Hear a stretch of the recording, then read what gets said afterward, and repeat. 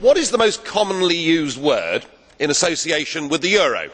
No, it's not failure, though it could be. No, it's stability, isn't it? A decade ago, everybody said, once we've got the euro currency, it will bring us stability. Well, I would suggest a decade on, what it has brought is chaos, discord and misery for millions.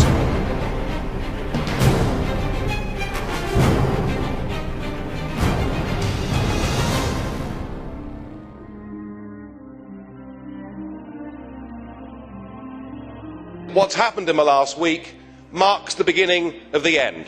The markets are saying it already. Italian government bonds now yield 1% more than German or French issued government bonds. The markets are saying that economic and monetary union will not last. And I'm not surprised, because it never was an optimal currency zone. One interest rate could never fit all these different countries, and you've never had proper public support. The eurozone has never been tested, but it's about to be. Spain's in economic trouble. Italy, as German economists at the time said, should never have joined the euro. But the situation in Greece, I think, is where we should focus our attention. Thousands of young people out on the streets demonstrating, demanding their government does something. But the Greek government is stuck inside the euro straitjacket. There's nothing they can do. There's nothing a future general election can do in Greece to change anything.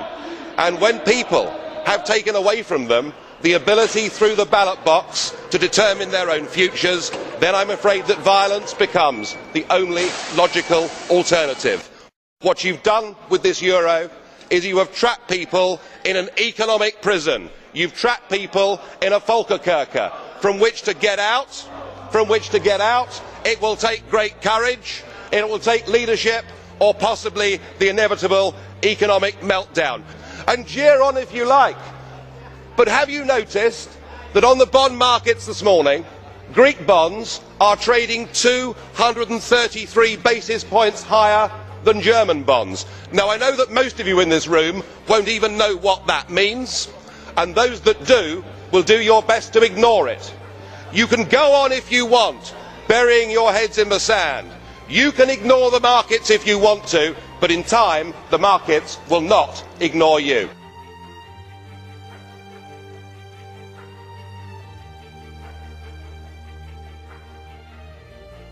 Whilst 60 years ago an iron curtain fell across Europe, today we have the iron fist of the European Commission, and we've seen it with Article 121 and with Greece effectively being turned into a protectorate. Poor Greece, trapped inside the economic prison of the euro. In 1968 we had the Brezhnev doctrine of limited sovereignty.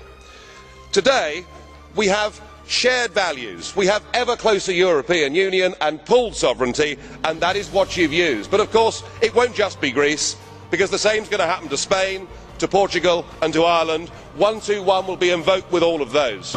Mr Barroso, you said earlier we will stick to our course, and that means millions of people in Europe will be put through pain as you attempt to keep together this disastrous project that is the euro. It will fall to pieces, of that there can be no doubt.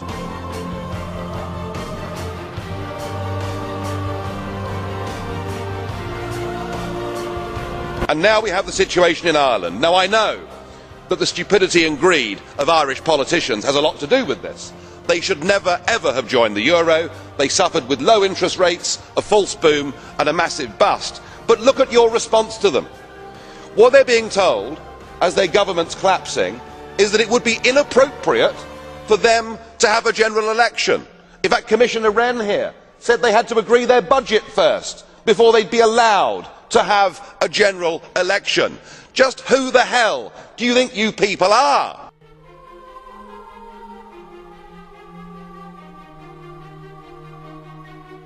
And yet the word stability still being used this morning. Mr Barroso used it, Mr Van Rompuy used it. Stability. In fact, we're patting ourselves on the back that the bond auctions in Portugal went well last week, when the reality is it was the European Central Bank actually using taxpayers' money to buy their own debt. Your reassurances that all is well don't work. I mean, who do you think you're kidding, Mr Van Rompuy? Bond yields in Portugal rose to nearly 7% yesterday. The public right across the Union no longer support the currency, and the battle for Spain hasn't even begun. The model itself is failing, and yet what you want is to double the size of the bailout fund. You even want to increase the scope of the bailout fund so that along with the ECB, you too can go on buying yet more of your own debt. You're using the crisis as a massive power grab to take us towards fiscal union. If you succeed, then we should change the name. Get rid of European Union, call it the Debt Union. You are very, very dangerous people indeed. Your obsession with creating this Euro state means that you're happy to destroy democracy. You appear to be happy for millions and millions of people to be unemployed and to be poor. Untold millions must suffer so that your Euro dream can continue. Well, it won't work, because it's Portugal next. With their debt levels of 325% of GDP, they're the next ones on the list, and after that I suspect it'll be Spain. And the bailout for Spain would be 7 times the size of Ireland, and at that moment all of the bailout money has gone. There won't be any more. But it's even more serious than economics, because if you rob people of their identity, if you rob them of their democracy, then all they are left with is nationalism and violence. I can only hope and pray that the Euro project is destroyed by the markets before that really happens.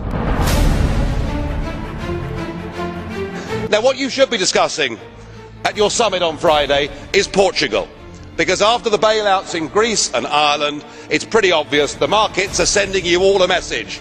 Come in, number 3, your time is up. Portuguese bond yields on Monday hit 7.6%. You know that yourself. It was only at 7%, of course, when it got there, that Ireland had to be bailed out. We've also got, in April, a massive rollover of Portuguese debt, another 20 billion that has to be rolled over.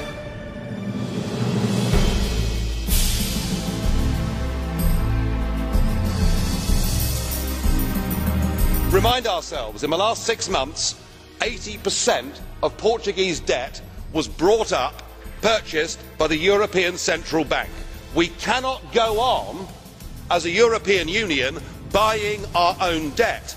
If we do, the next debt crisis won't be a country, but it will be a debt crisis of the European Central Bank itself. We've reached a point with this where actually it doesn't matter what any of you say. Nobody believes you. The public don't support you. I hope and pray the markets break you. 2010 will be remembered as the year when the flaws, the deep flaws in the Euro project were exposed, and when the public in Europe woke up to the sheer stupidity of their leaders. And so here we have another summit, another crisis, confidence in the euro ebbing by the week. It's like watching a slow-motion car crash. And now you want a permanent bailout mechanism. But I think the last week's going to prove to be the watershed moment for this entire European project. You see, the only way to stop countries acting in their own national interest is to take that power away from them, to form a Treasury Department there in Frankfurt that has power over tax and power over government spending. And indeed, I've heard some of the EU extremists this afternoon effectively call for that. But you've come back to us today, and now with the approval of Mr Sarkozy and Angela Merkel, you're the head of a new economic government for 500 million people. And you've launched your 10-year plan, your wish list. And I just wonder, have you remembered what happened to the last 10-year plan that was launched in 2000? It was launched in this Parliament to much acclaim. It was a total and utter crippling failure even before the global recession hit. And in fact, all centralised EU plans fail. Just look at the disastrous, ruinous common fisheries policy. And now your beloved euro has failed. It's failed politically at its first major hurdle. You weren't able to come up with a plan at that summit. You can't bail out Greece without the International Monetary Fund coming in to save, at least for the moment, your euro dream. And yet, Mr Van Rompuy, your plan seems to be we're losing, we're failing, let's have more of the same. let's have more Europe, let's have more failure. But it must be one thing or the other. It's either a full EU state that controls everything, or it is disintegration and back to national control. Well, President Barroso, you're certainly flexing your muscles, using the powers given to you by the Lisbon Treaty, which you pushed through using illegitimate means.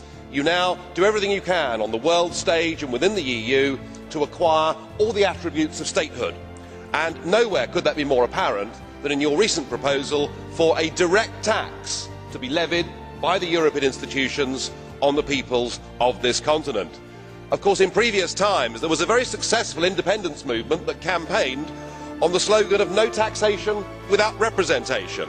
And you certainly, sir, are not a representative. We haven't voted for you and we can't remove you. So I think with this direct tax you actually made a mistake.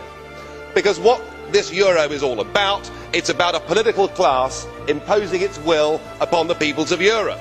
Remember, only 2 countries had a referendum on the euro, Denmark and Sweden, and both of them said no. What we have before us here is the new government of Europe. A government that with the Lisbon Treaty now has enormous powers, not just a foreign minister and embassies, not just the ability to sign treaties, but the ability now to use emergency powers to literally take countries over.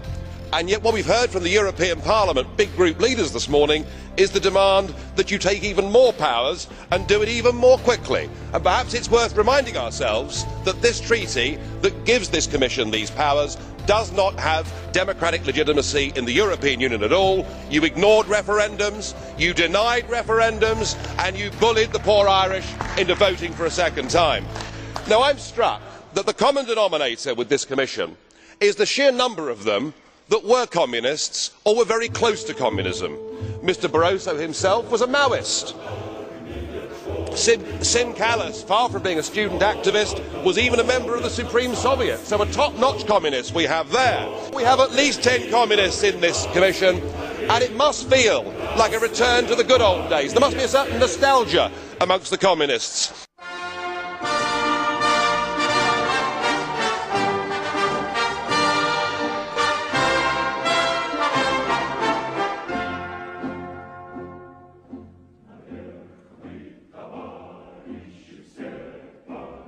Do enjoy the 10th birthday of the euro, because I very much doubt you'll be celebrating the 20th. What we've seen this morning has been reminiscent of the old Soviet times. Do you remember when the 5-year plans were announced to be successes, often before they were even launched, with much talk of record harvests and wonderful production figures for tractors? And I suppose, much like those days, we've been treated this morning to a succession of unelected, ageing bureaucrats telling us what a great success the whole thing's been. It's all delusional stuff. Just look around this chamber this morning. Just look at these faces. Look at the fear. Look at the anger. Poor old Barroso here looks like he's seen a ghost. You know, they're beginning to understand that the game is up. And yet in their desperation to preserve their dream, they want to remove any remaining traces of democracy from the system. And it's pretty clear that none of you have learned anything. You know, when you yourself, Mr Van Rompuy, say that the euro has brought us stability, I suppose I could applaud you for having a sense of humour, but isn't this really just the bunker mentality? We need democratic solutions to this. If you go on pushing your extreme euro nationalism, this will lead to violence right across every member state in this union. And perhaps this is why we see the fear in the faces. Increasingly people are saying, we don't want that flag, we don't want the anthem, we don't want this political class, we want the whole thing consigned to the dustbin of history. We must put the future of Europe to people in every member state in free and fair referendums.